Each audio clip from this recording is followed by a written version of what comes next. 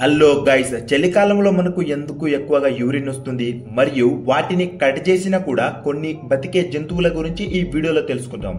దానికంటే ముందు friends, video నచ్చితే తప్పకుండా లైక్ చేయండి గైస్. చలికాలంలో మనం ఎన్ని లావు స్వెటర్స్ వేసుకున్నా మనకు మాటికి టాయిలెట్ అనేది వస్తూ ఉంటుంది.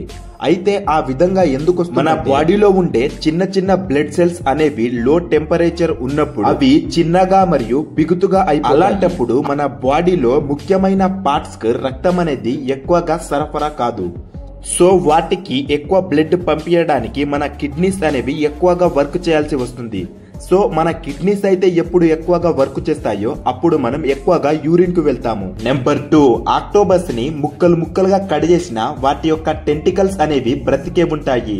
అవి ఆడుతూనే ఉంటుంది. అయితే కొన్ని ప్రాంతాల వారు ఆక్టోపస్ ని తింటూ గొంతులో ఇరికించుకొని ప్రమాదాలు తెచ్చుకుంటున్నారు. వాటిని కట్ చేసినా కూడా అవి బ్రతికే ఉంటున్నాయి కాబట్టి ఆ విధంగా గొంతులో ఇరుక్కుపోయి చాలా మంది ఇబ్బంది పడుతున్నారు. అయితే ఆక్టోపస్ కు యూనిక్ నర్వ్ సిస్టమ్ అనేది ఉంటుంది. సో దాన్ని కట్ చేసినా అది బ్రతికే ఉంటుంది. నెంబర్ 3, సామాన్యంగా రొయ్యలు మొదటిగా పుట్టేటప్పుడు అవి మగవిగానే పుడతాయి. బట్ అవి పెరిగే కొద్దీ ఆడదాని లెక్క మారిపోతాయట.